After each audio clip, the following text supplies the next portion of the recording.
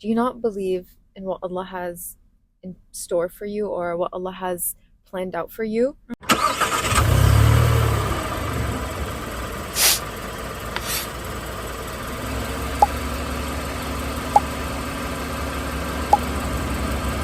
Hi everyone. Hi guys. How is everyone doing? Good. How are you, Shahad? I'm good. Yeah? Yeah. How's your summer going so far? We just Summer? started June, yeah.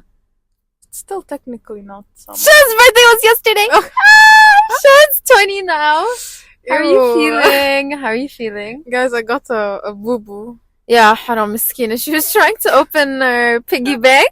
Yeah. She jabbed her finger into it. Yeah. Yeah, and now it's just like a bit swollen and puffy. Yeah. Salamtik. I know, right? Shall It's I like, get well oh, I started laughing because I was like, this is so funny. What a great way to start the 20s. Yeah, right? Vibes. But like, خلاص, yes. This This real. is the way. This This is the is- way. Yeah. Yeah, but besides that, how are you feeling for I'm being good. 20? I'm good. Yeah. Yeah, My alhamdulillah, dad was another like, year.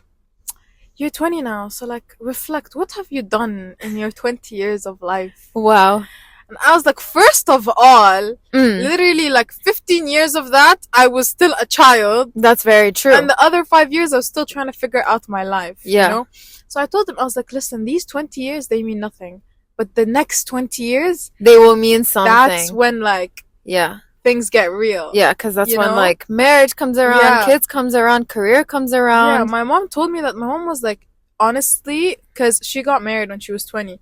So she was like, Oh, honestly, wow.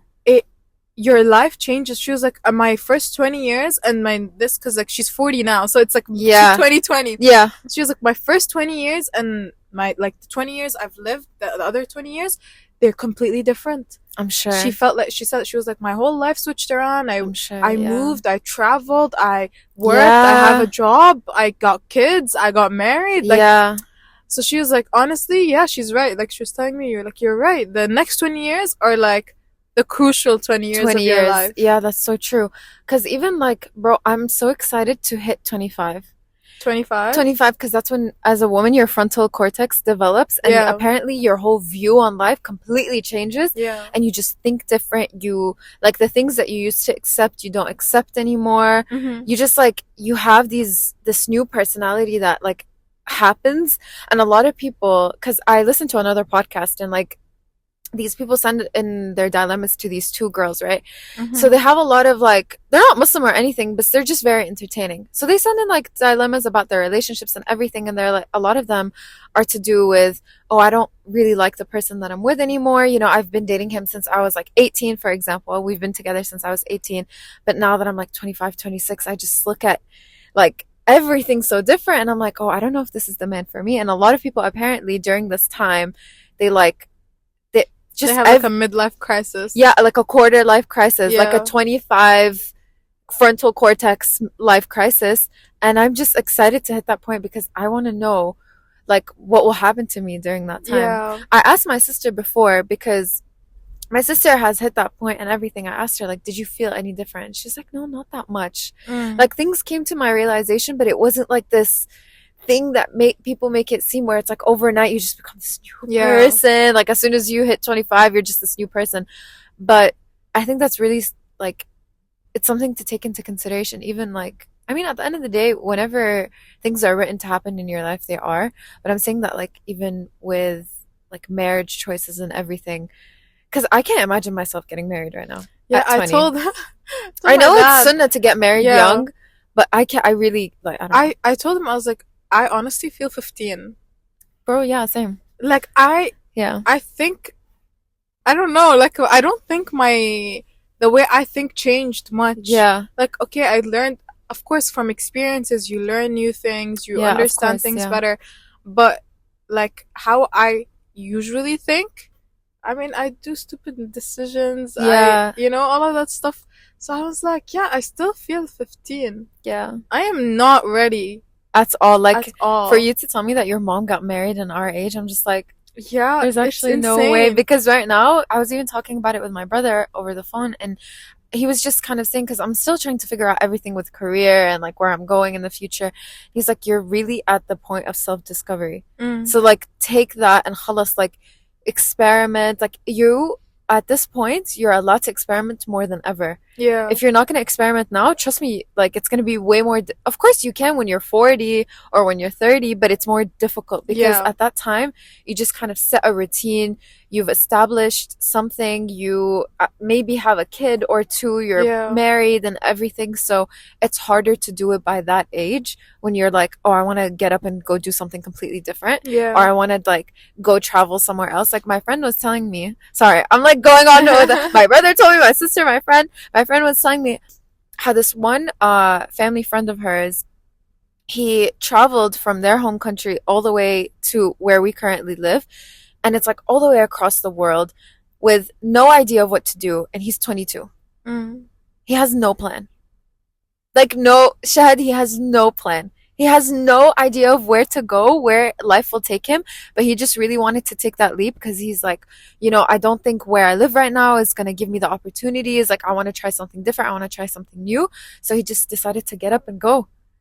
And at this age, Yeah. you can do that. You can get up and go and discover and travel and see what works for you.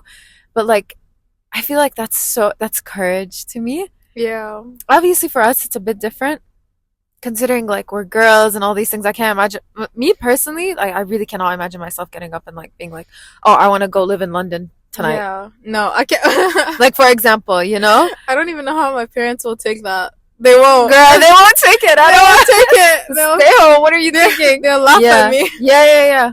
No, actually, so I just think like I can't really comment much on being 20 because I've only been 20 for a couple of months. Yeah. I've just entered my 20s. I don't really have much advice to give you besides like, I guess we're just in it together. Yeah. No. We're gonna see. You're older than me. By like 6 months. That's a lot. It's okay. That's a lot of time. It's not like we're graduating at the same time though. Yeah, I know. It's not like any of us is more ahead in life. Yeah. Yeah. Who do you think is gonna get married first? Probably me. I think you. Yeah. I think you for sure. I still have a long way to go. I have so many siblings because you're the head of the family. Yeah, You're I'm the first one. Yeah. Yeah, so 100% you. You're gonna be, which I'm so excited. Oh my god. Okay, don't bring it up now. No, I'm so excited for a wedding. I'm so excited. I think I've spoken about it with your mom. Yeah. I'm so excited for a wedding. I'm so excited for a nice little like something to celebrate, something new, something, Yeah. I'm I feel excited. like our life needs something new. Yeah. Yeah. Anyway, tell me, what else is up? What else is up? What else is up? What has been your weekly obsession? Crying.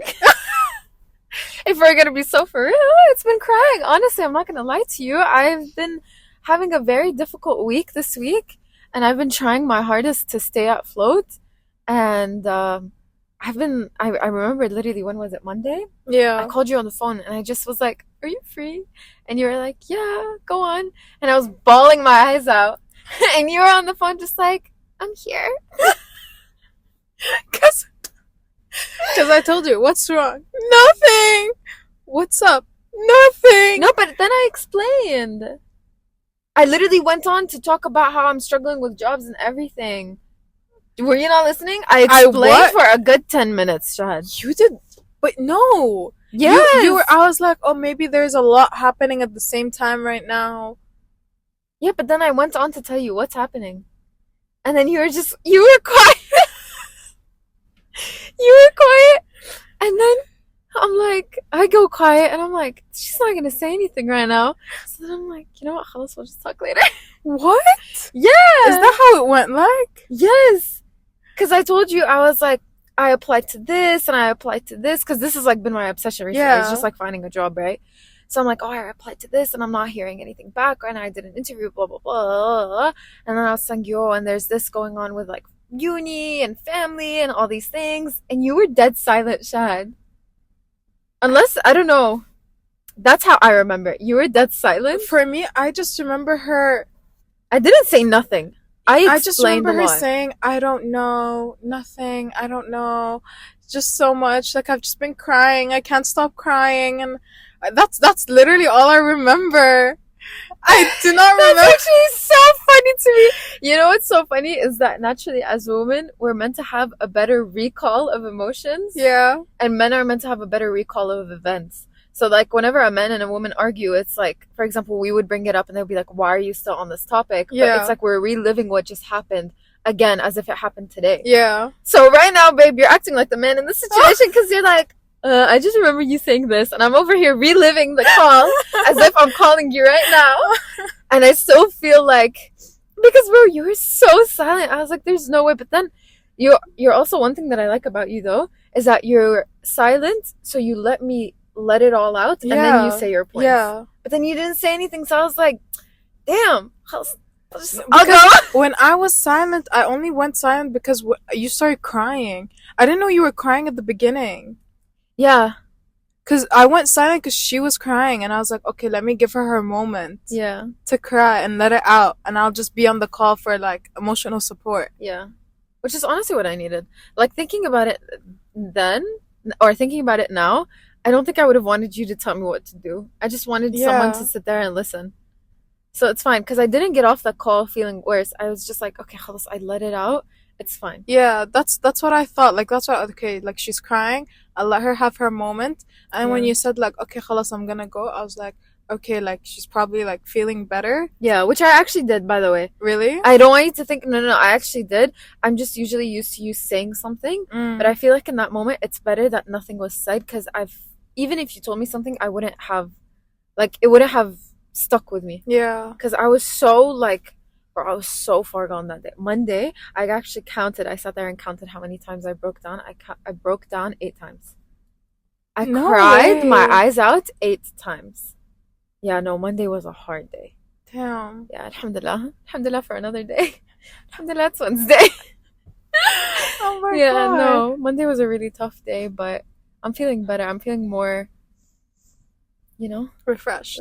I'm feeling okay. Yeah. But speaking of like worry and anxiety and everything, Emotions. and emotions and all these things, one thing that everyone that I spoke to, Muslim or not, all of them were telling me, like, whenever I would sit there and like try to explain my situation, a lot of people would just kind of tell me, and I think you said the same thing, where it's like, do you not believe in what Allah has in store for you or what Allah has planned out for you?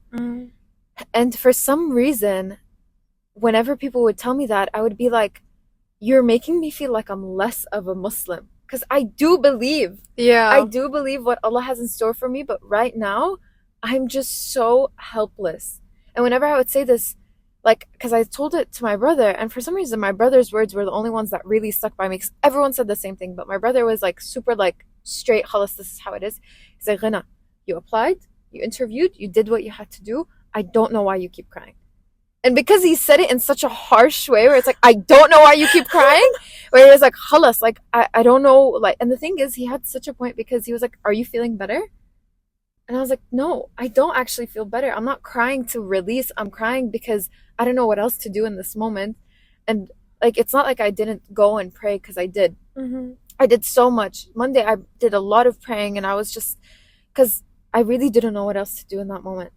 And when he told me that, when he was like, Khalas, do you really not believe that Allah has something good for you? Like, if you keep getting rejected from all these places, or if you don't hear back, it's just redirection. It's just redirection. It's just Allah redirecting you to another path. You don't see it now, but you will eventually see it, and you will eventually thank Allah for being like, wow, thank you so much for not letting me like go with this person or that person or whatever it may be. So whenever people would tell me, do you not believe, it made me feel worse, actually. Yeah. Because it made me feel like, guys, I believe, but like I'm just struggling right now. Like right now, I'm having a moment. Yeah. And I think also with Islam, I really don't believe that Allah shuns you down if you cry. No. Because Allah didn't create robots, bro. Like, He created people with emotions. He knew that at the end of the day, we have, like, everyone has certain personalities. Yeah. Everyone has certain levels of patience. Some people have quick temper and they can't handle things easily. Some people are more emotional. I found myself very emotional. A lot of the times I'm crying, and it's not a healthy coping mechanism, and I know that, and I'm trying to find different outlets, but that just seems to be the easiest reaction. Like my body is like, Yeah. oh, you're stressed out? Here's tears. Here's what you have to do. Here's tears. Here's Yeah. an outlet. But it's not even a healthy outlet because I don't feel better. Yeah.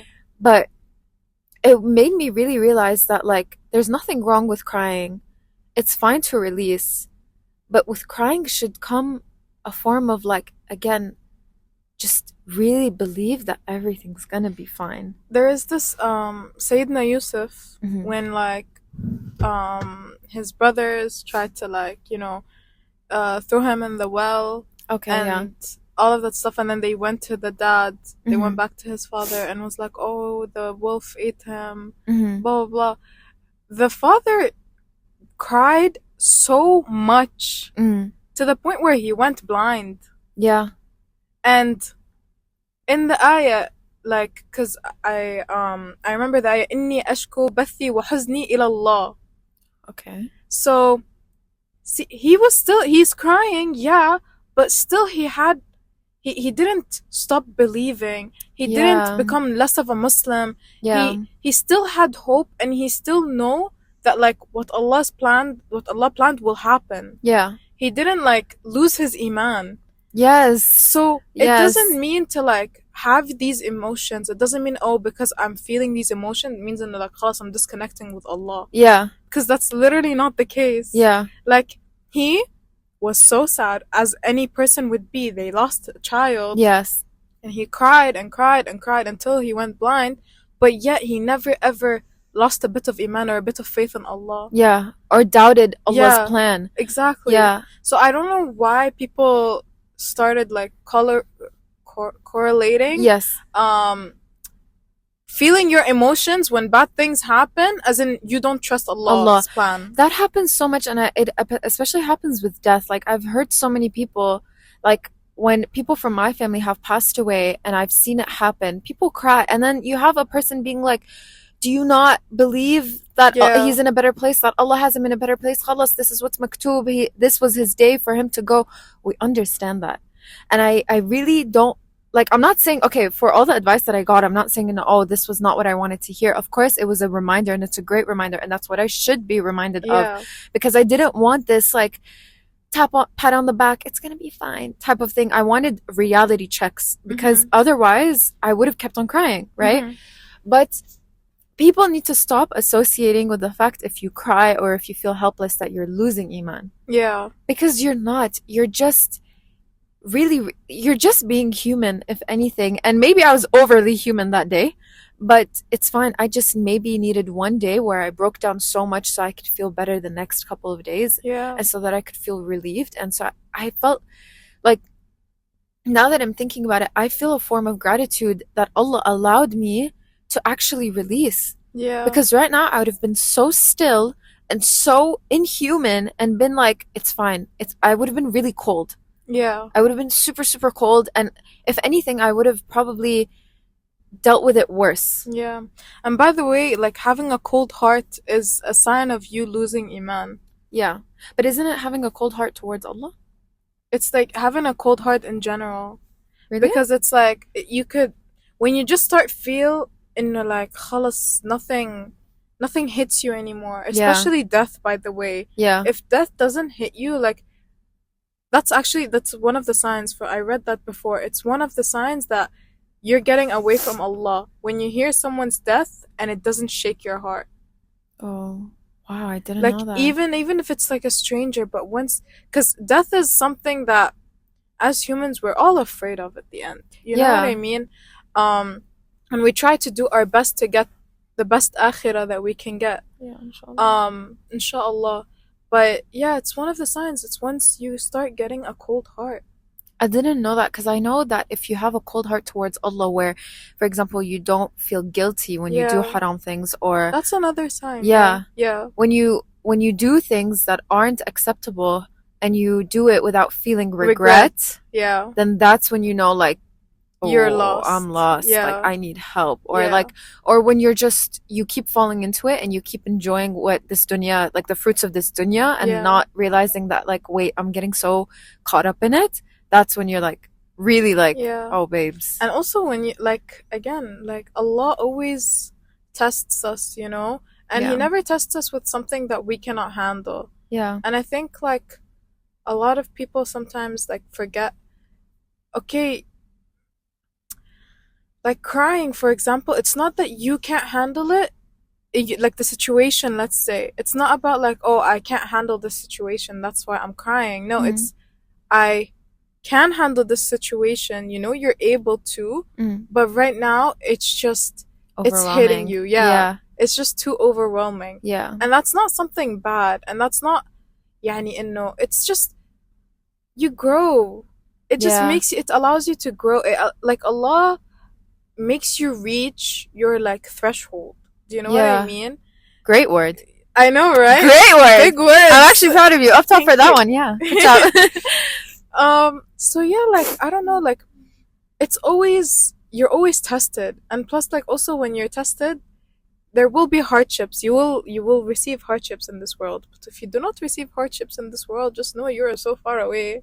Yeah, because you're You're meant so to. You're far meant away. to. Yeah. You're meant to struggle. It's not meant to be easy. Not everything should be Yeah. handed out to you on a silver platter. And you're meant to struggle so you keep on asking for help.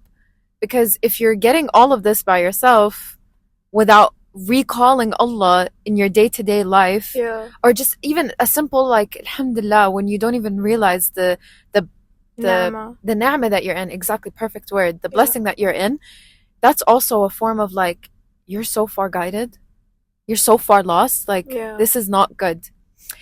I was also looking at, like, I'm showing this to you as well. Mm-hmm. So I was looking at this picture where it shows when we feel emotions, where do they happen specifically in our body. So happiness Mm-hmm. happens all over your body, and you feel it the most at the top of your head. At the top of your head. So that's why your facial muscles Yeah, that's when you react, start smiling, smiling. Yeah. laughing, and things like that. But depression, this one actually really shocked me. Depression, you feel it everywhere besides your chest. Cause you feel empty Numb. You feel inside. numb and empty. Yeah. Yeah. It decreased activation in the lower body. Yeah. That's why you become less motivated, you become lazy, you don't want to do things, you don't want to get out of bed. It's hard to do simple routines like brushing your teeth or taking a shower or things like that. But subhanallah, you don't feel it in your mind or in your head, Yeah. because it's almost like you are not necessarily blinded, No, you're but you're just, concealed, yeah. I guess. And you just feel empty. Like I don't know, like people who are like depressed, they always say they feel like hollow inside of them. Yeah. You know what I mean? Yeah. They never say and they always like point to like their chest area and they're like, I feel empty inside. Yeah. They don't say they don't talk about like their Body, bodies. their arms, their Yeah, legs, or anything like that. But when you feel anxious, you feel it the most in your chest. that makes sense The because your most. heart Your starts fear, it's a racing. fight or flight Yeah, mode. you're You're, breathing more. yeah. That makes So that sense. Yeah. stresses you out. So yeah, just even looking at like what happens to your body when you're feeling certain emotions can make you learn a lot, and can also snap you out of it, because maybe you Yeah. might not realize, why do I feel so hollow? And you might not want to admit to yourself, wait, I'm going through a moment of depression, or I'm having a depressive episode, or whatever that may be. Mm-hmm. And once you actually, I feel like awareness is the first step. Yeah. And I remember there was an episode where we did with Batul, Yeah. where she mentioned that, I forgot what we were talking about in that episode, but when you realize that you kind of like messed up, awareness is the first step. And awareness is the first step with a lot of things. When you realize that you're sad, or you need help, or you need to reach out, or you need to do something about it, awareness and realizing, this is the situation I'm in. It's Yeah. unfortunate, but I cannot live like this any longer. And once you realize that, and you start doing your research, and you start realizing, okay, at the end of the day, there's prophets that lived not similar lives, but they lived lives of struggle. Mm-hmm. There's moments where even the most pious people in Allah's eyes, Allah has tested and put them through situations of difficulty, right?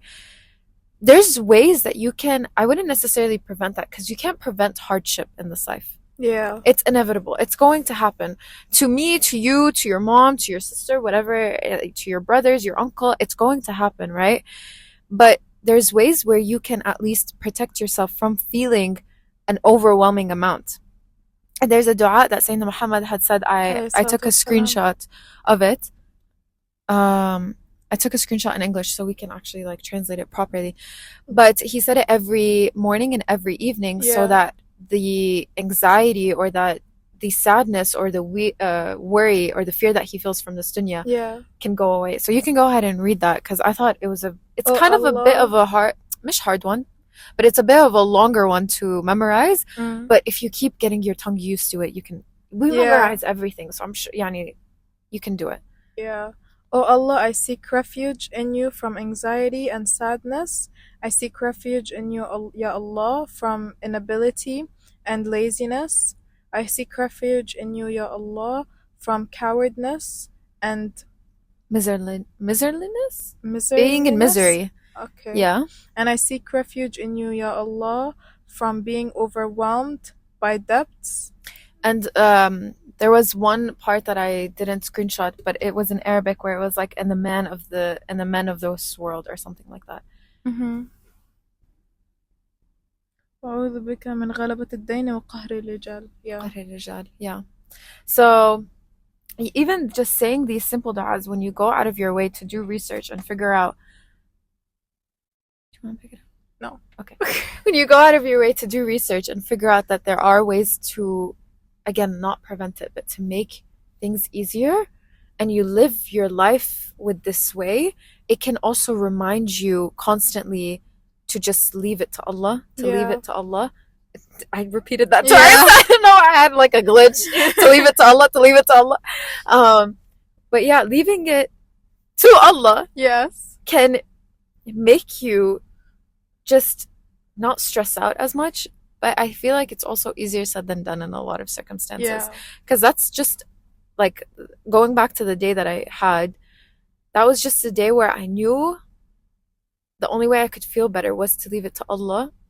And I genuinely did, but I couldn't hold myself back from worrying. Yeah. See, the thing is, having emotions, it's not bad. Allah gave them to us for a reason. Yeah. We're meant to have emotions. We're meant to deal with both positive and negative emotions. But when you are dealing with negative emotions, you need to make sure that it doesn't affect your deen. Mm. Because sometimes when you're dealing with, let's say, anger or sadness or depression or anxiety, all of that stuff, it might make you feel, like, why is Allah doing this to me? Why is Allah making me feel like this? And you also need to make sure, let's say, also for anger is really, really, it's one of the worst emotions that a person can have. Yeah. And you need to make sure, okay, it's fine to feel angry, it's normal to feel angry, but how are you gonna outlet that? Like, how are you gonna cope with it? Are you gonna go to someone and just swear at them? Release it on them. Throw a punch at someone? Like, curse at them. Exactly. Yeah. Like, what are you gonna do about it? You know what I mean? It's about how you deal with these emotions that's important. It's not the actual emotion itself, and it's not that you're feeling it at the moment. You need to make sure that that doesn't affect your, first of all, your day-to-day life. Yeah. It doesn't affect your deen. And I know it's easier said than done. Yeah, for sure. But you should try as much as you can, and that's when you start seeking Allah for help. That's when you start seeking Allah's help to, like, calm your heart, to remove these negative feelings and these emotions, to remove any negative thoughts. That's when you would seek Allah's help. But if you take the opposite direction and you don't seek Allah's help, and then it starts affecting your day and your life and your deen, you'll put yourself in a way bigger hole. Because isn't that what happens when you're, because the struggle that you are having in that moment could be a test for you. Yeah. Of how are you going to cope with it. And at the end of the day, I remember you telling me, like, with life, it's not just like there's fate, there's options for picking and choosing, almost like what you're going to do. There's option A, B, and C, D, whatever. And it's, for example, an endless amount of options. Are you going to go through the option of patience, remembrance, dhikr, all of these things, asking for forgiveness, istighfar, all of that? Are you going to go through the religious option, or are you going to go through the dunya option? Yeah. Where you might pick up bad habits that, you never thought you could pick up. Like, a lot of people, once they're put in very difficult situations, they start smoking, or they start drinking, they start doing things that they never thought they would touch in a million years. But because they're so cornered and they feel like, I don't see any other way to make myself feel better. And maybe a lot of people might know the right way, but might not choose it because going through that religious path could, for some people, be the longer route. Mm-hmm. Because with that path, you actually need to have patience. But going through the path where you pick up these habits and you don't cope with it properly is like a quicker fix. Okay, I feel really, really sad right now. I just need a release. This is what I'm going to do. It's going to give me that immediate, you know, That hit. yeah, it's going to give me that immediate feeling of happiness and what I want to feel right now. And that's all I want. And once you get so caught up in that feeling, you want more, you crave more, and you stop realizing that there's other ways to cope with it. And then you fall into addiction, whatever. It's a long story, right? But going through that religious route for a lot of people is almost testing them, testing their patience, testing how long you can stick by and keep on asking and keep on waiting, because that's what Allah wants you to do. He wants you to stick by for the long run at the end of the day, whether, you want to believe it or not, but that's just how it is. So for a lot of people, they might not want to do that. They might be so suffocated and they just don't see, or they might not see a quick result where it's like, okay, but I made dua. Where's the job now? I made dua. Where's my 99% grade? Yeah. I made dua. Where's the dream car that I want? I made dua. I made dua. I made dua. Because also we're trying to teach this concept to my nephew. And he was like, okay, well, I made dua. Where's like this toy that I asked for? And it would be like a second later. And things don't happen like that because that's just not real life. And if you want things to happen like that, that's just not reality. Like, Yeah. it's just not how it's meant to be.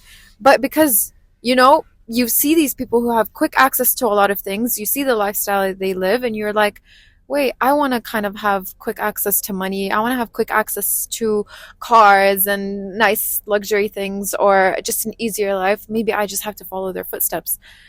But maybe they didn't do it in the correct way. And you never know. Maybe they did, but it took a long journey, but they're only showing you the final outcome.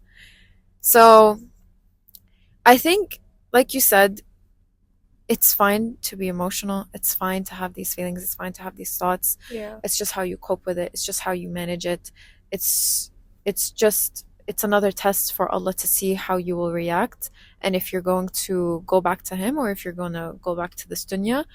And just be wary of how you deal with things. And also, during this time, like if you're feeling a time of worry and confusion or stress and anxiety, also pick up healthy habits as well. Like, of course, there's religion, but you can easily change some small things here and there. Maybe, like, I don't know, like reading, by the way, the way that your eye moves across the book, it can reduce your stress levels. Mm-hmm. Like the actual eye movement can really calm you down. So if you take that knowledge and you're like, okay, reading, let me read the Quran. So if you mix like scientific facts with religion, you can genuinely just have a breeze of a life, honestly.